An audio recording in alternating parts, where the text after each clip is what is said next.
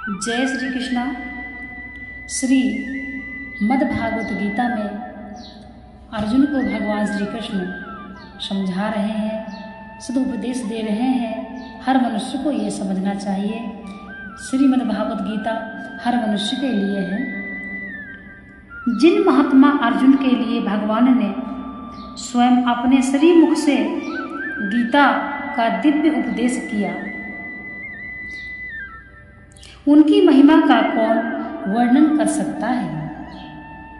महाभारत उद्योग पर्व में कहा है, यहाँ संक्षेप में हम अभी आपको समझाएंगे। ये श्री कृष्ण साक्षात नारायण है और अर्जुन नर कहे गए हैं। ये नारायण और नर दो रूपों में प्रकट एक ही सत्य है। यहाँ संक्षेप में ये दिखलाना है कि अर्जुन के प्रति भगवान का कितना प्रेम था।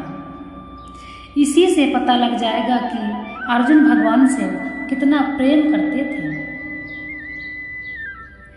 वन विहार, जल विहार, राज दरबार, यज्ञ अनुष्ठान आदि में भगवान श्री कृष्ण प्रायः अर्जुन के साथ रहते थे।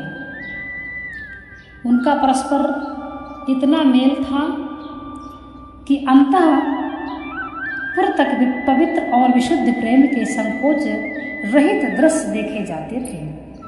संजय ने पांडवों के यहाँ से लौटकर धृतराष्ट्र से कहा था, श्री कृष्ण अर्जुन का मैंने विलक्षण प्रेम देखा है। मैं उन दोनों से बात करने के लिए बड़े ही विनीत भाव से उनके अंतःपुर में गया। मैंने जाकर देखा कि वे दोनों महात्मा उत्तम वस्त्र आभूषणों से विभूषित होकर महामूल्यवान आसनों पर विराजमान थे। अर्जुन की गोद में श्री कृष्ण के चरण थे और द्रौपदी तथा सत्यभामा की गोद में अर्जुन के दोनों पैर थे।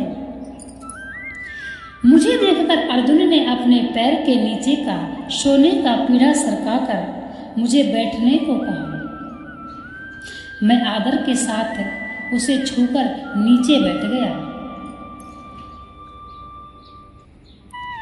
वन में भगवान श्री कृष्ण पांडवों से मिलने गए और वहाँ बातचीत के सिलसिले में उन्होंने अर्जुन से कहा, हे अर्जुन, तुम मेरे हो और मैं तुम्हारा हूँ।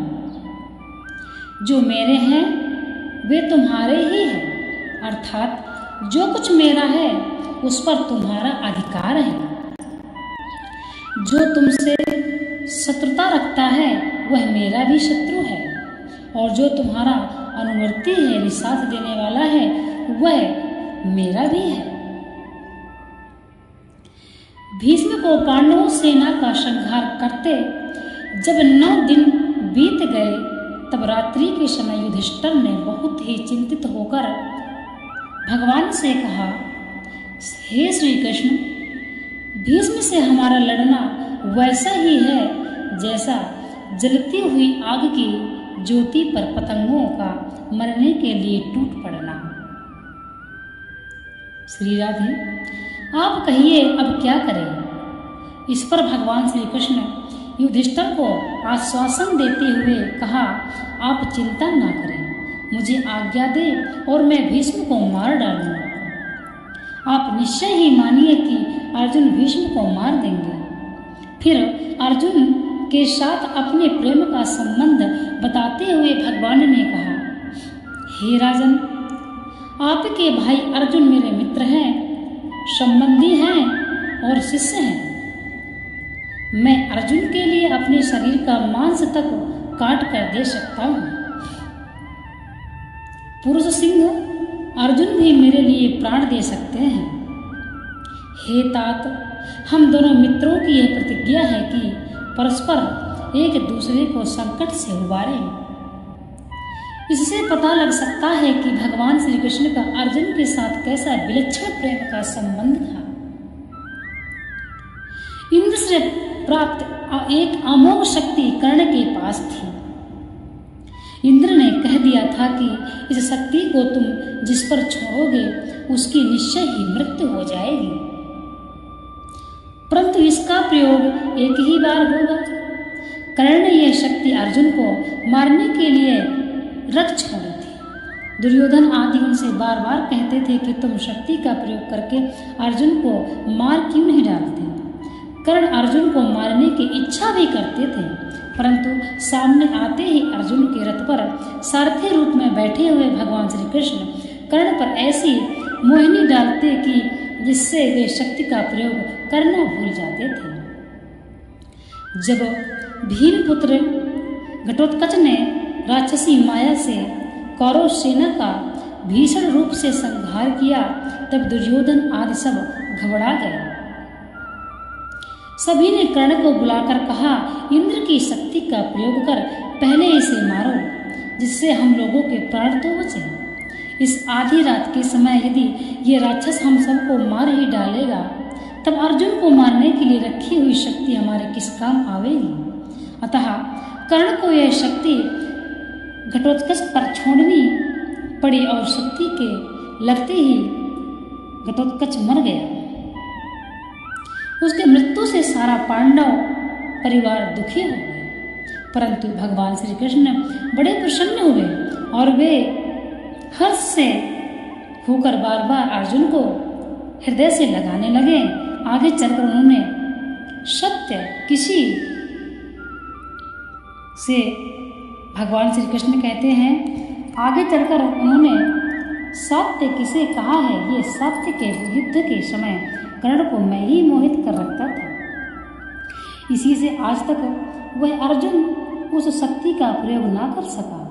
अर्जुन को मरने में समर्थ वह शक्ति जब तक कर्ण के पास थी तब तक मैं सदा चिंतित रहता था। चिंता के मारे ना मुझे रात को नींद आती थी और ना चित्त में कभी हर्ष ही होता था। आज उस अमोघ शक्ति को व्यर्थ हुई जानकर मैं अर्जुन को काल के मुख से बचा हुआ समझता हूँ। देखो माता पिता, तुम लोग भाई बंधु और मेरे प्राण भी मुझे अर्जुन से बढ़कर प्रिय नहीं। मैं जिस प्रकार रण में अर्जुन की रक्षा करना आवश्यक समझता हूँ, उसी प्रकार किसी की नहीं समझता। तीनों लोगों के राज्य की अपेक्षा भी अधिक दुर्लभ कोई वस्तु ही हो तो उसे भी मैं अर्जुन को छोड़कर नहीं चाहता। इस समय अर्जुन का पुनर्जन्म सा हो गया, देखकर मुझे बड़ा ही भारी हर्ष हो रहा है।